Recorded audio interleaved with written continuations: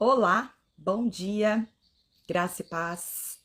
Sejam todos bem-vindos. Aqui é a Sabrina Trombin para mais uma Lab, a nossa live lendo a Bíblia Sagrada. Estamos juntos todos os dias do ano mergulhando na leitura da Palavra de Deus. Hoje, eu acho que é o dia 109 que nós estamos aqui juntos, lendo e meditando na Palavra de Deus. Pegue a sua Bíblia aí. Nós vamos hoje terminar o livro de Juízes. E antes, nós vamos orar. Pai, muito obrigado por mais um dia.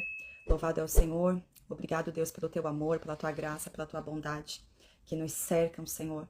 Obrigado, Deus, nós estamos nesses dias meditando, celebrando na Páscoa, na obra redentora de Jesus Cristo, no tão grande amor que o Senhor demonstrou por nós, enviando o seu Filho para morrer em nosso lugar, para não só perdoar os nossos pecados, mas também para nos dar vida eterna, derramando também sobre nós uma graça que nos capacita a viver em santidade, a viver de forma que te agrada.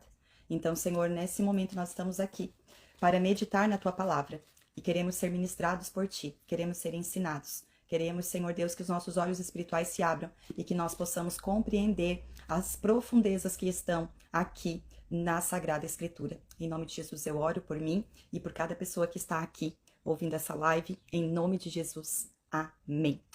Amém, meu povo? Amém. Glória a Deus, então. Glória a Deus. Eu tô com uma plateia aqui hoje. A gente vai para Juízes, capítulo 17. 17. Ontem a gente leu a história de Sansão, né?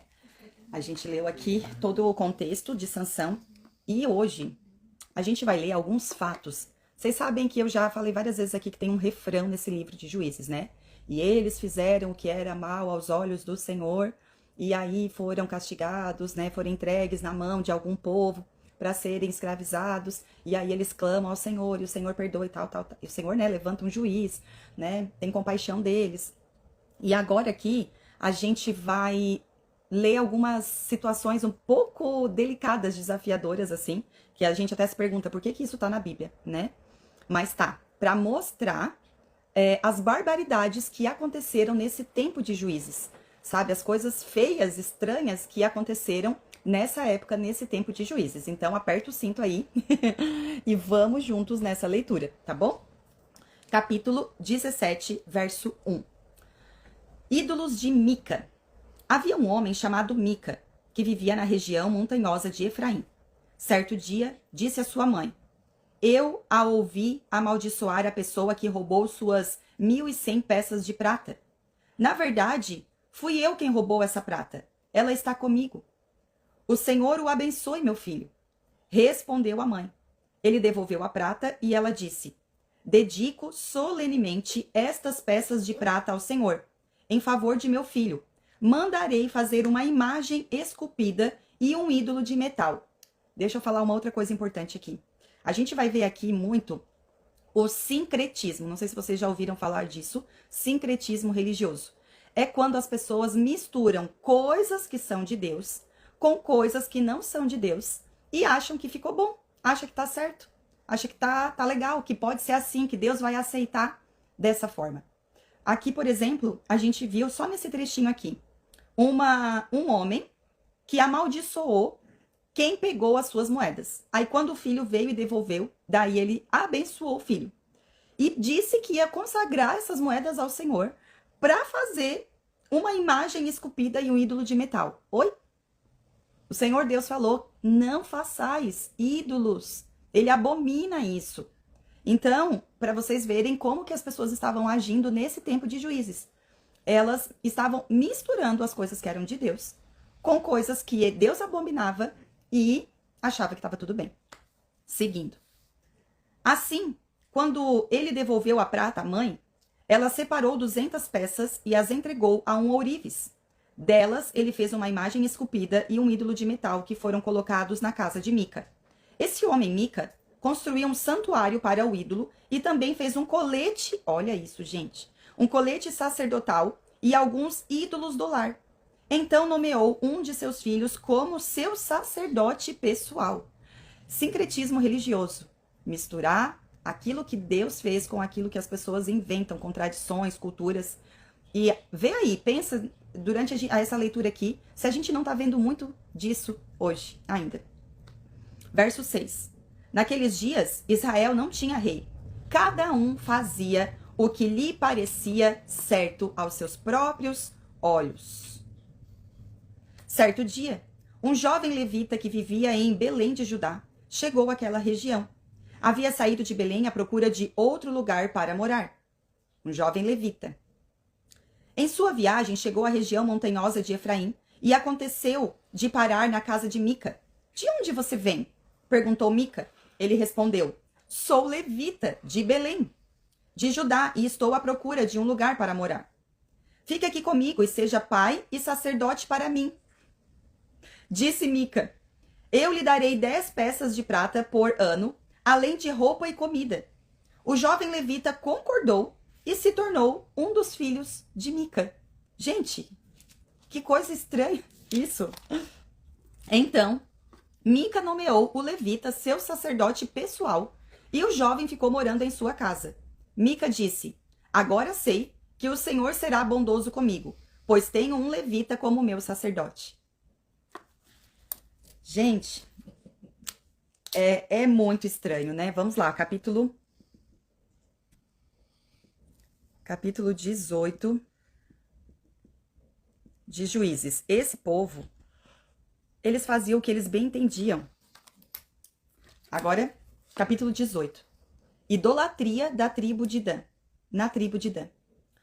Naqueles dias, Israel não tinha rei. A tribo de Dan procurava um lugar onde se estabelecer, pois ainda não tinha tomado posse do território que havia recebido como herança, quando a terra foi dividida entre as tribos de Israel. Então, os homens de Dan escolheram dentre seus clãs 5 guerreiros corajosos das cidades de Zorá e Estaol para explorar um território onde a tribo pudesse se estabelecer. Quando esses guerreiros chegaram à região montanhosa de Efraim, pararam na casa de Mica e passaram a noite ali. Enquanto estavam na casa de Mica, reconheceram o sotaque do jovem levita, de modo que se aproximaram dele e perguntaram: quem o trouxe para cá e o que você está fazendo neste lugar? Por que você está aqui? O jovem respondeu: fiz um acordo com Mica e ele me contratou como seu sacerdote pessoal. Então eles disseram: pergunte a Deus se nossa viagem será bem-sucedida. Vão em paz, respondeu o sacerdote. O Senhor está cuidando de sua viagem. Os 5 homens prosseguiram até a cidade de Laís, onde notaram que os habitantes levavam uma vida tranquila, como os sidônios. Eram pacíficos e viviam em segurança, pois não havia quem os oprimisse em sua terra. Estavam longe de Sidom e não tinham nenhum aliado por perto. Quando os homens voltaram a Zorá e a Estaol, seus parentes lhe perguntaram: o que vocês descobriram?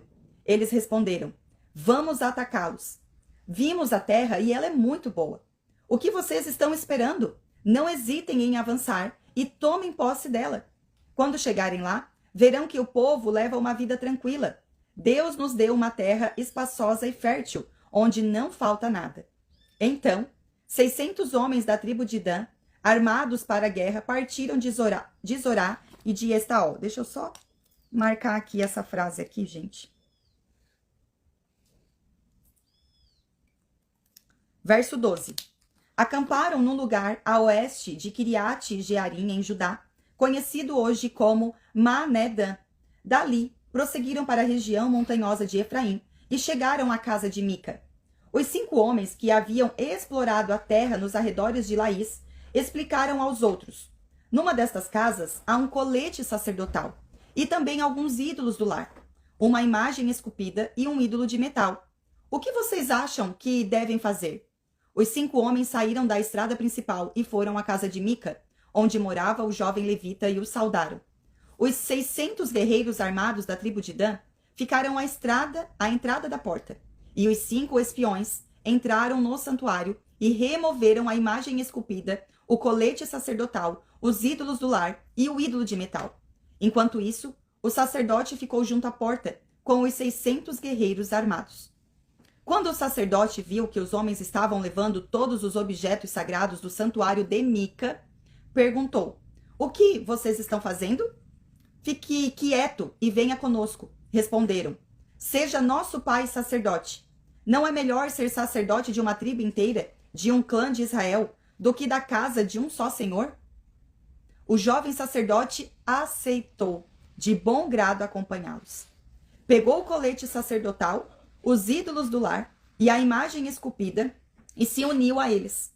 Então deram a volta, colocaram as crianças, o gado e os bens na frente do grupo e partiram. Gente, isso aqui é muito atual. Meu Deus! O que vocês estão vendo aqui, nessa leitura aqui? Eu só estou vendo aqui interesse. As pessoas faziam o que queriam, sincretismo religioso, misturavam o que era santo com o que era profano e buscavam seus próprios interesses. Buscavam fazer aquilo que convinha para elas. E ainda diziam assim, que Deus nos deu.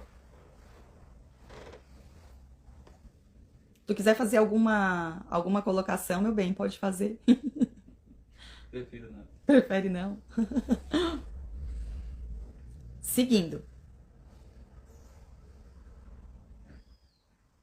Verso 21, eu li já, né? Verso 21. Então deram a volta, colocaram as crianças, o gado e os bens na frente do grupo e partiram. Quando os membros da tribo de Dan estavam longe da casa de Mica, ele e seus vizinhos foram atrás deles. Gritavam para os homens de Dan, que se voltaram e disseram a Mica: qual é o problema? Por que você se voltou contra esses homens para nos perseguir? Mica respondeu: como é que vocês me perguntam qual é o problema? Tomaram todos os meus deuses que fiz e levaram meu sacerdote. Não me restou nada. Os homens de Dan disseram: cuidado com o que você diz. Temos em nosso meio alguns homens agressivos que poderiam ficar com raiva e matar você e sua família. Assim, os homens de Dan seguiram seu caminho. Quando Mica viu que eram numerosos demais para atacá-los, deu meia volta e foi para casa. Então, os homens de Dan, levando os ídolos de Mica e seu sacerdote, chegaram à cidade de Laís, cujo povo era pacífico e vivia em segurança. Mataram à espada os habitantes e queimaram a cidade. Não havia ninguém que livrasse os habitantes da cidade, pois estavam longe de Sidom e não tinham nenhum aliado por perto. Isso aconteceu no vale de Bet-Reob. Então, o povo da tribo de Dan reconstruiu a cidade e passou a habitar nela. Mudaram seu nome para Dan, em homenagem ao antepassado deles, o filho de Jacó. Antes disso, a cidade se chamava Laís. Levantaram ali a imagem esculpida e nomearam Jonatas, filho de Gerson, filho de Moisés, como seu sacerdote. Os descendentes de Jonatas serviram como sacerdotes da tribo de Dan até a época do exílio. Assim, a tribo de Dan adorou a imagem esculpida de Mica durante todo o tempo em que a casa de Deus permaneceu em Siló. Gente, é inacreditável. É igual nos dias de hoje, é inacreditável ver o que muitas pessoas fazem. Juízes 19 agora. O levita... olha aí, ó. Meu bem entrou na live. Ele tava aqui só de espectador, agora ele entrou. E botou um comentário aí, ó. Pessoas acham que propostas são propósitos. Meu Deus.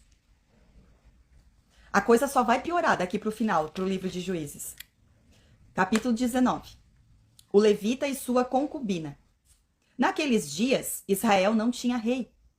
Havia um lugar da tribo de Levi que morava num lugar afastado na região montanhosa de Efraim.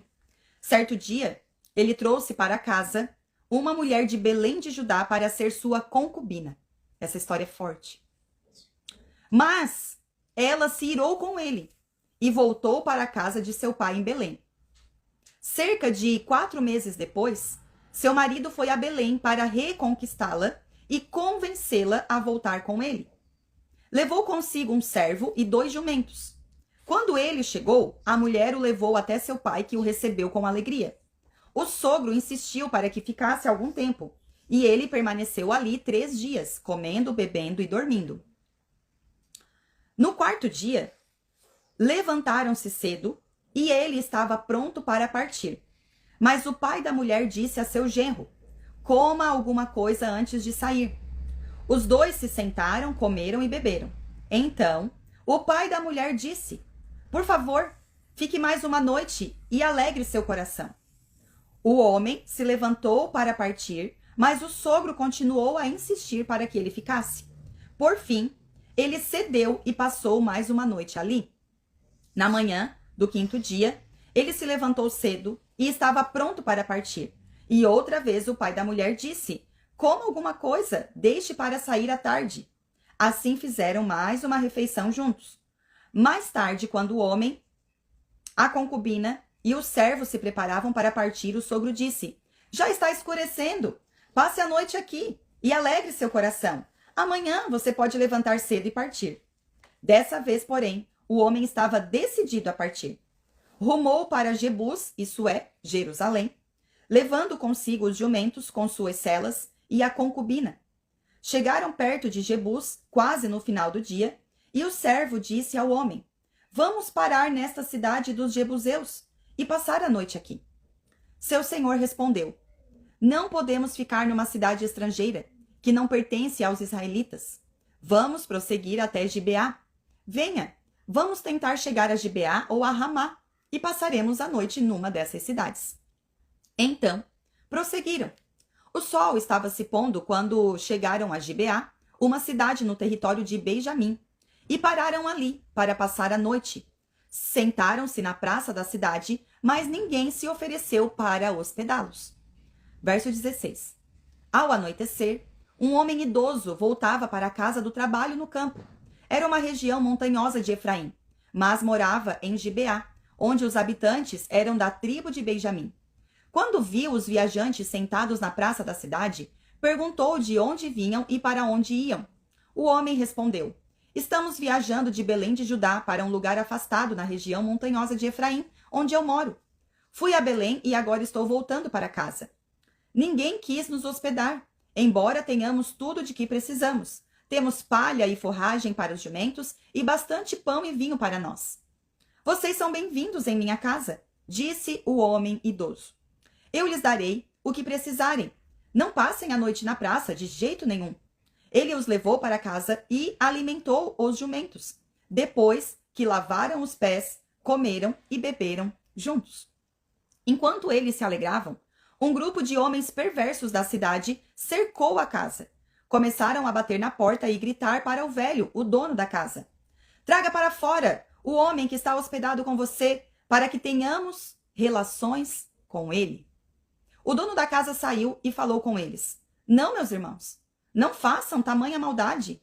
O homem é hóspede em minha casa e uma coisa dessas seria uma vergonha.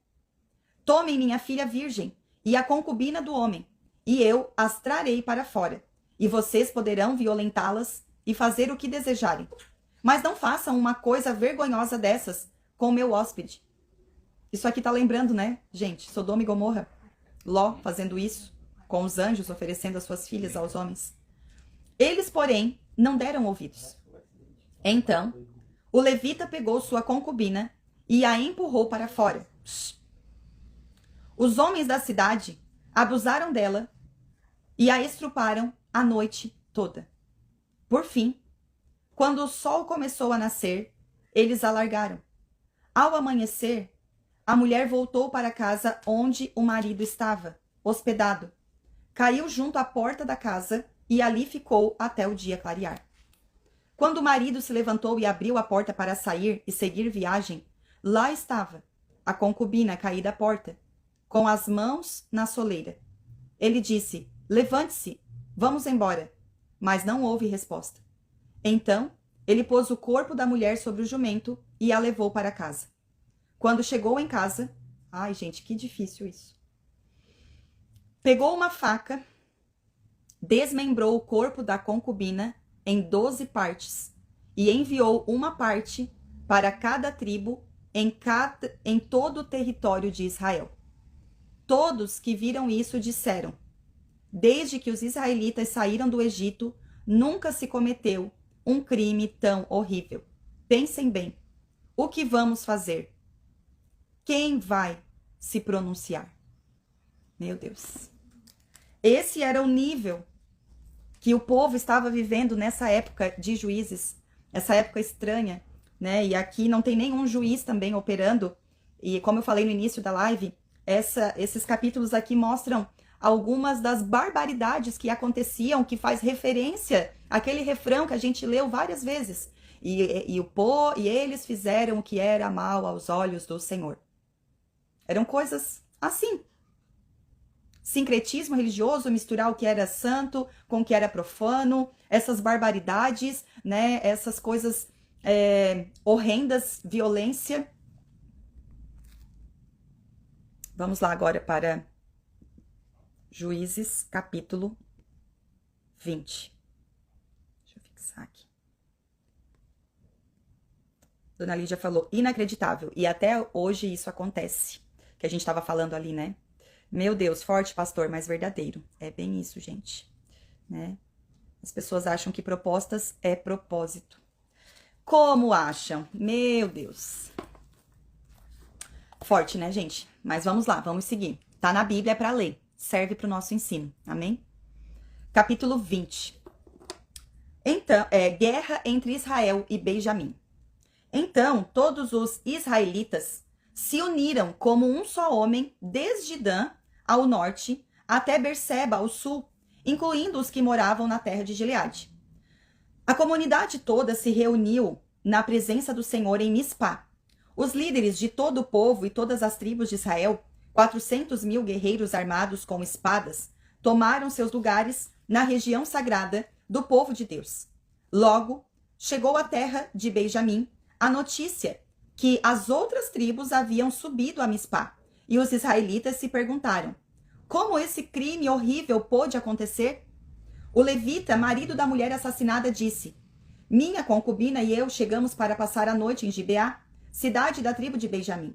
Naquela noite, alguns dos líderes da cidade cercaram a casa com a intenção de me matar e violentaram minha concubina até ela morrer. Então, desmembrei o corpo dela em 12 partes e as enviei por todos os territórios da herança de Israel, pois esses homens cometeram um crime terrível e vergonhoso. Portanto, todos vocês israelitas decidam agora o que deve fazer a esse respeito. Todos se levantaram ao mesmo tempo e declararam, nenhum de nós voltará para casa, nenhum só homem. Mas é isto que faremos a Gibeá. Realizaremos um sorteio para resolver quem a atacará.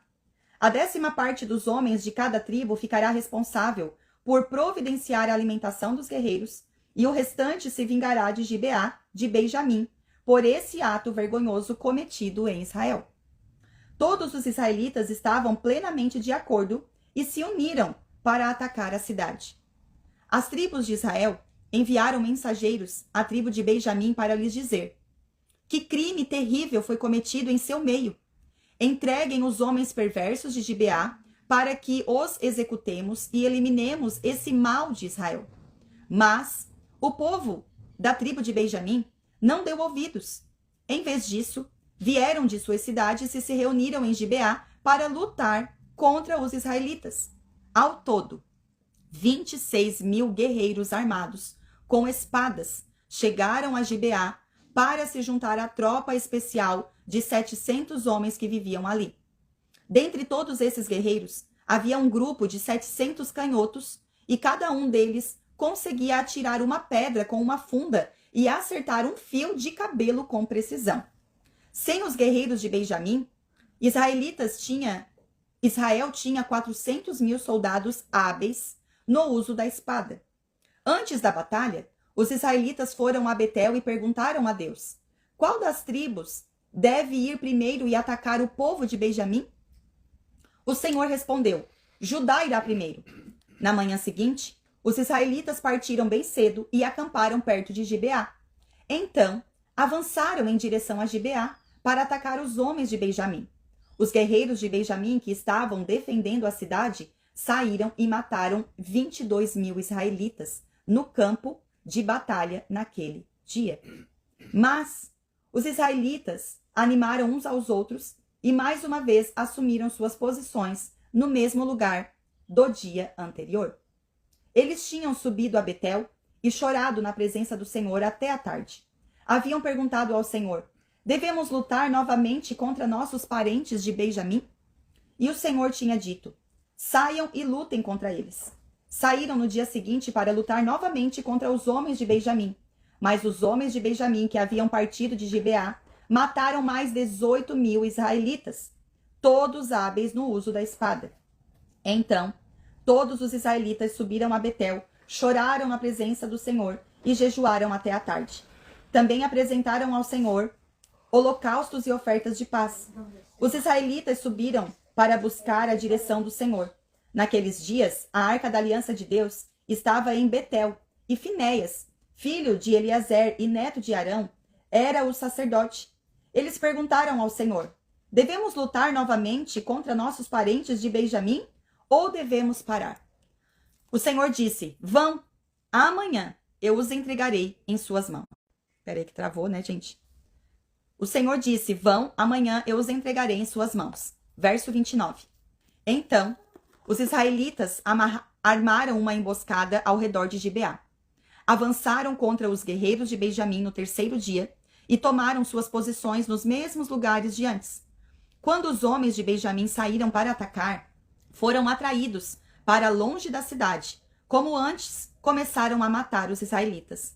Cerca de 30 israelitas morreram nos campos abertos, ao longo da estrada que vai para Betel e da estrada que leva de volta a Gibeá. Os guerreiros de Benjamim gritaram: derrotamos vocês como antes. Mas os israelitas já haviam planejado fugir para que os homens de Benjamim os perseguissem pelas estradas e fossem atraídos para longe da cidade. Quando os guerreiros israelitas chegaram a Baal-Tamar, voltaram-se e assumiram suas posições. Enquanto isso, os israelitas que estavam escondidos na emboscada a oeste de Gibeá entraram em combate. 10.000 soldados da tropa especial de Israel avançaram contra Gibeá. A luta foi tão intensa que Benjamim não percebeu a calamidade que estava por vir. O Senhor ajudou Israel a derrotar Benjamim, e naquele dia os israelitas mataram 25.100 guerreiros de Benjamim, todos hábeis no uso da espada. Então os homens de Benjamim viram que estavam derrotados.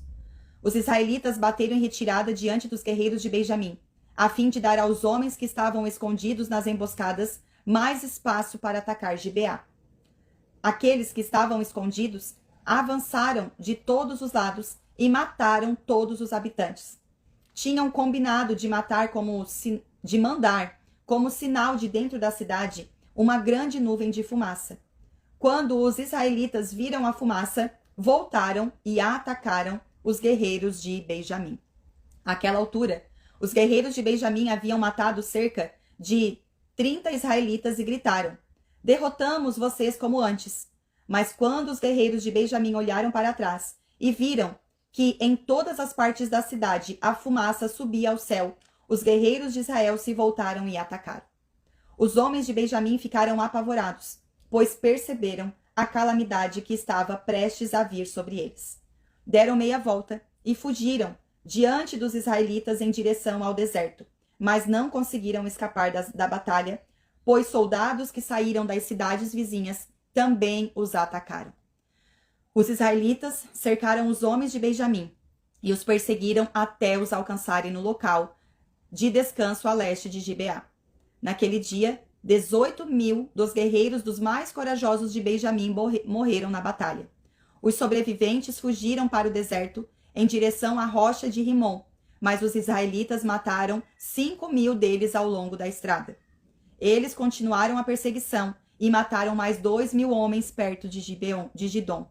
Naquele dia, portanto, a tribo de Benjamim perdeu 25.000 guerreiros valentes e hábeis no uso da espada, e restaram apenas 600 homens que fugiram para a rocha de Rinom, onde viveram durante 4 meses. Os israelitas voltaram e mataram todo ser vivo que restou nas cidades, pessoas, animais e tudo o que encontraram. também queimaram todas as cidades por onde passaram. Meu Deus. É apavorante isso, né? Eles quase destruíram, aniquilaram a tribo de Benjamim. A gente vai continuar aqui, vai falar mais um pouco ainda, mas eles não aniquilaram, né, completamente. E a gente vê que da tribo de Benjamim veio alguém muito importante, que é o apóstolo Paulo. O apóstolo Paulo, ele veio da tribo de Benjamim. Deixa eu ler aqui o que o pastor colocou aqui.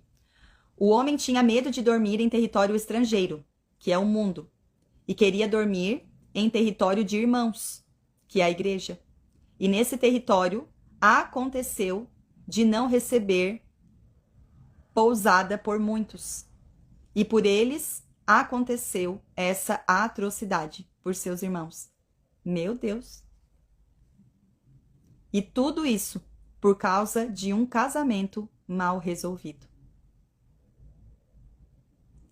Forte, meu povo. Vocês estão entendendo isso?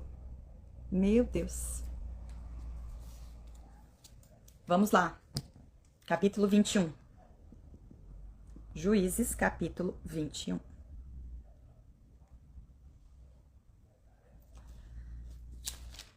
Último capítulo, gente. Vamos finalizar Juízes. Esposas para os homens de Benjamim. Os israelitas haviam jurado em Mispá: jamais entregaremos nossas filhas em casamento a homens da tribo de Benjamim. Então, o povo foi a Betel e permaneceu na presença de Deus até a tarde, chorando sem parar em alta voz. O Senhor Deus de Israel, ó Senhor Deus de Israel, por que aconteceu isso com Israel? Diziam: agora está faltando uma de nossas tribos. Na manhã seguinte, bem cedo, construíram um altar e ali apresentaram holocaustos e ofertas de paz. Então, os israelitas disseram: quem dentre as tribos de Israel não participou da reunião sagrada que realizamos em Mispá na presença do Senhor? Naquela ocasião, haviam feito um juramento solene na presença do Senhor de que matariam quem se recusasse a comparecer. Os israelitas tiveram pena de seu irmão Benjamim e disseram: hoje foi eliminada uma das tribos de Israel. Como conseguiremos esposas para os poucos que restam, se juramos pelo Senhor que não lhes daríamos nossas filhas em casamento? Então perguntaram: quem dentre as tribos de Israel não compareceu conosco a Mispá quando nos reunimos na presença do Senhor? E descobriram que ninguém de Jabes de Gileade havia participado da reunião sagrada. Ao contarem o povo, verificaram que ninguém de Jabes de Gileade estava presente. Então, a comunidade enviou 12.000 de seus melhores guerreiros a Jabes de Gileade com ordens para matar seus habitantes, incluindo mulheres e crianças. É isto que vocês devem fazer, disseram. Destruam completamente todos os homens e também todas as mulheres que não forem virgens. Entre os habitantes de Jabes de Gileade, encontraram 400 moças que nunca haviam se deitado com um homem e as levaram para o acampamento em Siló, na terra de Canaã. Toda a comunidade enviou uma delegação de paz aos homens restantes de Benjamim, que estavam na rocha de Rimon. Os homens de Benjamim voltaram e receberam como esposas as 400 mulheres de Jabes de Gileade, que tinham sido poupadas, mas não havia mulheres em número suficiente para todos eles.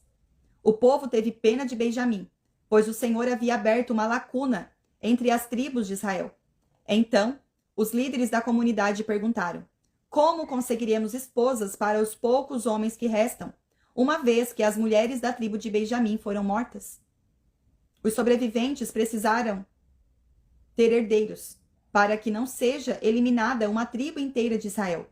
Contudo, não podemos lhes dar nossas filhas em casamento, pois juramos solenemente que quem o fizer ficará sob a maldição de Deus. Então, eles se lembraram da festa anual do Senhor em Siló, ao sul de Lebona e ao norte de Betel. do lado leste da estrada que vai de Betel a Siquém. Disseram aos homens de Benjamim, que ainda precisavam de esposas: vão e escondam-se nos vinhedos. Quando virem as moças de Siló saírem para as danças, saiam correndo dos esconderijos, e cada um leve uma delas para a terra de Benjamim, para ser sua esposa. E quando os pais e os irmãos delas vierem se queixar a nós, diremos: por favor, tenham compaixão, deixem que fiquem com suas filhas, pois não encontramos esposas para todos eles quando destruímos Jabes de Gileade. E vocês não são culpados de quebrarem seu juramento, pois na verdade não deram suas filhas para eles em casamento. Os homens de Benjamim seguiram essas instruções. Cada um pegou uma das moças que dançavam na comemoração e a levou para ser sua esposa. Voltaram para sua terra, reconstruíram suas cidades e habitaram nelas. Então, os israelitas partiram por tribos e famílias, e cada um voltou para a sua terra. Naqueles dias, Israel não tinha rei, cada um fazia o que parecia certo a seus próprios olhos. Meu Deus! Forte, né, gente? Muito forte. Deus, ele é muito misericordioso, né? Ele é muito bondoso, ele é muito, muito gracioso. Meu Deus. Se a gente acha que hoje a gente vê, né, barbaridades, coisas, né? É porque não lê a Bíblia. Porque aqui na palavra de Deus a gente vê tantas coisas, né? E isso que o pastor colocou aqui, ó, meu excelentíssimo marido, Luiz Carlos, né? Tudo isso, né, que aconteceu aqui, toda essa tragédia que a gente viu aqui, tudo isso por causa de um casamento mal resolvido. E muito interessante aqui, né? Essa colocação que ele falou aqui, ó. Que esse homem não queria dormir em território estrangeiro, que era o mundo, né? Ele queria dormir no território de irmãos, né? Na igreja, né? O símbolo, né? Fazendo analogia. E só que os irmãos não receberam ele, né? Não deram morada para ele. E aí por isso aconteceu essa atrocidade. Meu Deus, muito forte, gente. Muito forte. Finalizamos mais um livro para glória de Deus. Amém? Amém. Vamos orar? Pai, muito obrigado. Muito obrigado, Senhor, pela tua bondade, pelo teu amor, Senhor, derramado em nossos corações. Ah, Senhor, eu oro para que nós não venhamos ser como esse povo, porque nós temos um rei. Nós temos um rei, um Senhor e Salvador, que é Jesus Cristo. E nós temos o Espírito Santo de Deus que nos conduz em toda a verdade. Nos livra, Senhor Deus, de ser como esse povo que faz o que parece ser certo aos seus próprios olhos. Ah, Senhor, que nós não venhamos estar iludidos, enganados e nem buscando os próprios interesses, como nós vimos também aqui, cada um buscando os seus próprios interesses, mas que nós venhamos estar buscando o interesse do alto, buscando a tua vontade, Senhor, buscando agradar ao Senhor e viver uma vida que te honra e que te glorifica. Em nome de Jesus, Pai, essa é a minha oração. Obrigado por cada pessoa que o Senhor tem mantido firme e forte nesse propósito. Que cada dia seja mais fortalecida. Que cada dia mais nós venhamos nos apaixonar mais pela tua palavra e por ti, Senhor. Que cada dia mais nós venhamos amar a meditação na leitura, na palavra. E que por meio dela nós venhamos ser ensinados, exortados a viver uma vida em santidade. Em nome de Jesus. Deus abençoe a vida de cada um de vocês. Tenham aí ainda, né, momentos de meditação, de reflexão nessa palavra muito forte. E amanhã, gente, a gente vai ler o livro de Ruth, que é o próximo livro aqui. E Ruth tem apenas 4 capítulos, bem pequenininhos, né? E vai ser só amanhã, tá? Amanhã a gente vai ler, então, o livro de Ruth. E na segunda-feira a gente vai dar sequência, ainda aqui no Antigo Testamento, lendo, então, o livro de 1 Samuel. Amém? Então, Deus abençoe a vida de vocês. Quem chegou só para oração, essa live vai lá para o YouTube, tá? Vai lá para o YouTube, as outras lives também estão lá. As que não estão no YouTube ainda estão todas aqui no meu Instagram, porque eu não dei conta ainda de subir todas para lá. Então, você pode encontrar as lives desde o começo do ano, desde a gente leu Gênesis, Gênesis, depois a gente foi para Mateus, depois a gente voltou para Êxodo, daí a gente foi para Marcos, e depois a gente deu sequência no Antigo Testamento, lendo Números, Levítico, Números, Deuteronômio. Aí, a partir de Deuteronômio, é que as lives estão todas ali no Instagram, no YouTube, perdão, no YouTube. Estão todas no YouTube. Tá tudo registrado, tudo salvo, tudo lido e pontuado alguns pontos importantes, né? Tem dias que eu falo demais, mas não é o foco aqui ficar ministrando muito, né? Mas sim ler a palavra, ler toda a palavra. Então, por isso que eu tô me contendo. Ah, e Provérbios também, dona Lídia, é verdade. Provérbios também, que a gente leu paralelo. No início do ano, a gente lia um capítulo de Provérbios e Gênesis. Aí, quando a gente terminou Gênesis, a gente iniciou Mateus lendo ainda Provérbios, até finalizar ali. Amém? Ó, beijo no coração de vocês, Deus abençoe, né? Aproveitem aí esse feriadão com a família. Amanhã é Páscoa, se organizem para ir numa comunidade de fé, estar junto com os irmãos, celebrando. Essa é a festa mais linda para nós cristãos.